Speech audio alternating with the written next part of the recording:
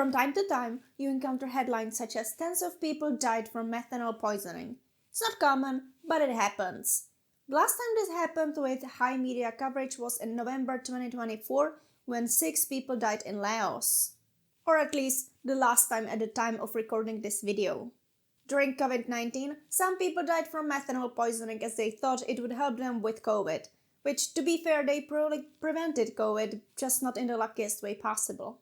And during the pandemic, several brands of hand sanitizers in the US contained methanol, which is not safe as methanol penetrates the skin and can be toxic. Before that, 78 people died in Russia, and even before that, like in 2012, almost 40 people died in Czechia. So it's definitely not common, but it's something that keeps happening. And please don't say that it's the people's fault for drinking it, because if you're open to a drink and someone offers you a drink, you don't suspect that it might contain such chemicals. And even in cases when people deliberately drank something they knew was unsafe, you don't really know what's going on in their lives and what led them to this decision. And on this channel, we don't hate on people and we don't judge them. And since this is something that keeps happening, let's take a look at it. Why does it happen? Why is methanol toxic? Let's find out. So chemically, methanol is alcohol. Or maybe I should rather say methanol is an alcohol. In chemistry, alcohol is an organic compound with a hydroxyl functional group bound to a saturated carbon atom. There is a lot of alcohols out there. For example, methanol, ethanol, propanol, butanol, and many others. Ethanol is the alcohol people usually mean when they talk about alcohol for drinking, and methanol simply has one less carbon. So ethanol has 2, methanol only has 1. And methanol is also a central nervous system depressant, just like ethanol is. So what's the difference? When alcohol is processed in the liver, it's metabolized to acetaldehyde by an enzyme called alcohol dehydrogenase. And while acetaldehyde is definitely not good for you, it's toxic and carcinogenic. Your body can metabolize it further into acetate and finally into water and carbon dioxide. So while alcohol is not healthy for you, healthy adult human can deal with it. That's not true for methanol. Methanol is also processed in the liver and the same enzymes do the work, but alcohol dehydrogenase actually metabolizes methanol into formaldehyde, and formaldehyde is converted to formate or formic acid via aldehyde dehydrogenase. And while formate is used as a food additive and its toxicity is relatively low, these two metabolites play a role in health-damaging effects of methanol. When methanol reaches your gastrointestinal tract, it is absorbed quickly in about 10 minutes, and serum levels peak immediately after. Formate can cause hypoxia at a cellular level, and that means that your cells don't get enough oxygen. It specifically inhibits mitochondrial cytochrome C oxidase, and therefore interferes with oxidative phosphorylation. And we all know that mitochondria is the powerhouse of the cell, but that doesn't really tell us anything. Mitochondria is involved in cellular respiration, and without it, you're cooked. Methanol is extremely toxic, and ingesting as little as 3 milliliters can be toxic. And for small children, 3 milliliters can be lethal. In adults, as little as 10 milliliters can lead to permanent damage, and 30 milliliters can be lethal. That's not a lot, that's about a small shot. Although there are recorded cases of some people surviving more than 400 milliliters, but that's rare. So, what does methanol poisoning look like? There are 3 stages to methanol poisoning. The first stage mimics ethanol intoxication, or if you put it into friendlier words, it's kinda like being drunk. This stage can be only a couple of hours long. The second stage is called latent period and can last for hours, even half a day, especially if methanol and ethanol were consumed together. And in the third stage, the more serious effects start coming out. The body goes into metabolic acidosis, which fastens the breathing rate. But first symptoms you actually feel are usually gastrointestinal issues, so nausea, vomiting, and abdominal pain. Visual disturbances can be present and start about 8 hours after ingestion, although it can take longer.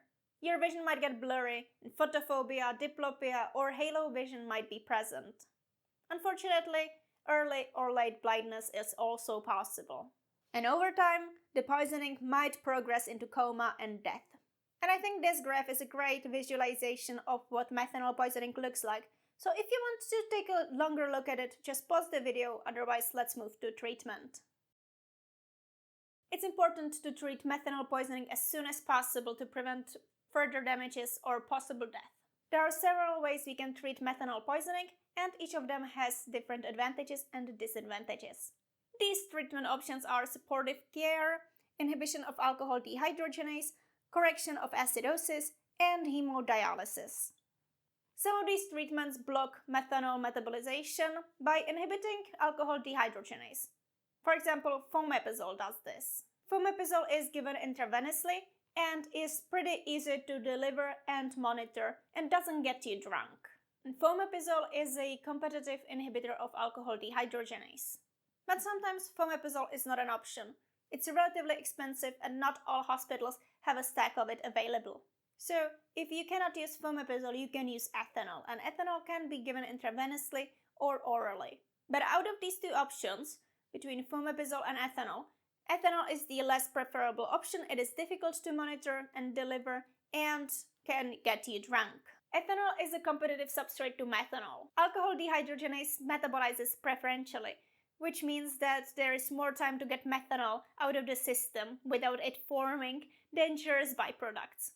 And you can get methanol out of the system via dialysis or with excretion, as methanol is excreted into urine or breath.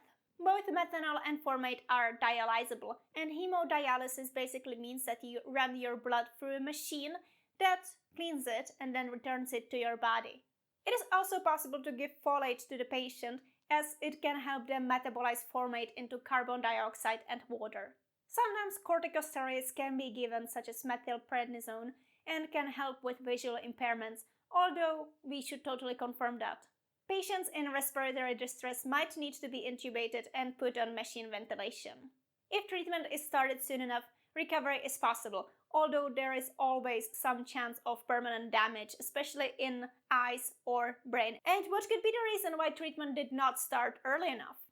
Well, there are countries where drinking alcohol is illegal or frowned upon or uncommon, so the person might be afraid to seek help.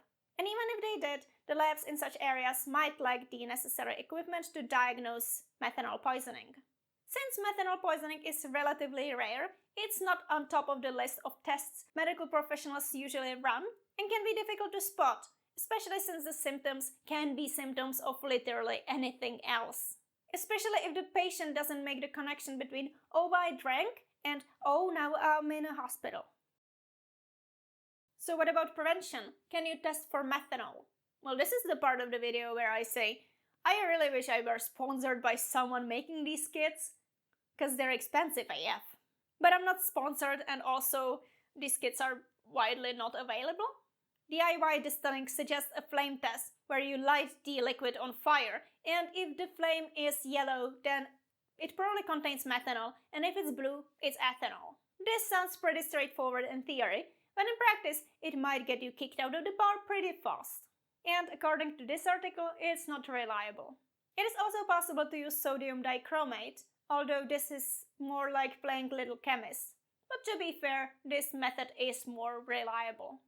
And even though there are some test kits available, they are expensive, and a lot of them work by you collect the sample and send it to the lab, and we put it on mass spectrometry and get back to you with the results, which is not exactly what you want to do in a bar. So unfortunately, we don't have a simple strip test to test for methanol. So if you're a chemist that doesn't know what to do with their lives, take this business idea and save lives in a way that doesn't burn the city down. And I guess technically, when someone serves you from a bottle that's been open for some time and you saw that they drank from it and they're fine, it's probably safe. I mean, technically, it's probably safe, like methanol poisonings happen, but they're not that common. And unfortunately, there's no simple way to differentiate between ethanol and methanol in your drink, which leads to methanol poisonings over time. Sometimes methanol can be present in the drink by accident, for example in moonshine, or if you distill wood. Don't make spirits from wood, that's how you get methanol. Other times, it's on purpose. For example, what happened in Czechia in 2012, that was on purpose. And sometimes people are aware that there might be a problem with what they're drinking. For example, they're drinking something that's not for human consumption, but is still used to get drunk because, well, sometimes people are desperate. Other times, the victims have no clue, and methanol is not safe to ingest, touch, or inhale. Most cases of methanol poisonings are accidental, as methanol is in some household cleaning liquids, I think, and car windshield liquids and stuff like that. So it's something that you can definitely get if you want to. And unfortunately, children exploring the world around them can also get it. And sometimes suicidal people might try to off themselves with methanol, although I definitely would recommend you do not do that. And most of these are isolated incidents. But there are several instances in recent history where there were more like mass poisonings, where people affected drank what they thought was a consumable product. And why would anyone put methanol in a drink? Well, for one, it's way cheaper. It is readily available and less expensive than alcohol. And that's it. That's mostly usually the reason. In 2001, Estonia faced the Pärnu methanol poisoning incident caused by counterfeit vodka. Over 100 people were affected, 68 of those died, and others have lasting consequences. And what's interesting about this case is how lenient were the sentences. The main perpetrators were given 5 and 2.5 years, which is not a lot when you think about it, because almost 70 people died and over 40 people are disabled for life. In 2012, almost 200 people were poisoned in Czechia and Poland. About 50 people died and many others had lasting consequences. And this wasn't a processing mistake. Methanol was added to spirits deliberately with this huge operation of adulterating alcohol in a garage. The plan was simple. It was a get-rich-quick scheme, and it was a prime example of if you don't understand biochemistry, maybe leave the things to the professionals. The perpetrators didn't think anyone would die because the 1-to-1 ratio of methanol to alcohol would cancel out. Well, it didn't. That's not how it works. And these events eventually led to a short-term prohibition, and Czechia was not prepared.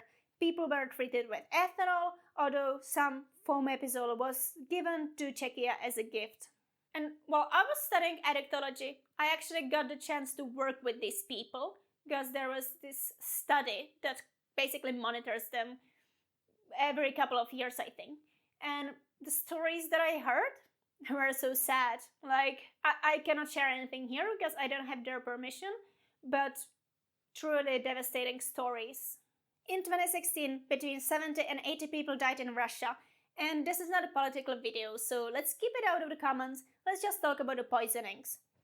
People in Irkutsk consumed some surrogate alcohol, and surrogate alcohol is a substance that contains ethanol or other alcohols that are not meant for human consumption, but people still consume them. And some people also group illegally produced alcohol under this category, as you can see on this glorious wiki screenshot. And in this case, people actually knew that what they were drinking wasn't technically for human consumption, since it was technically a bath oil. But it usually contained drinkable alcohol, except for that one time it didn't. 2018 brought methanol poisoning to Malaysia with 98 deaths. Reason?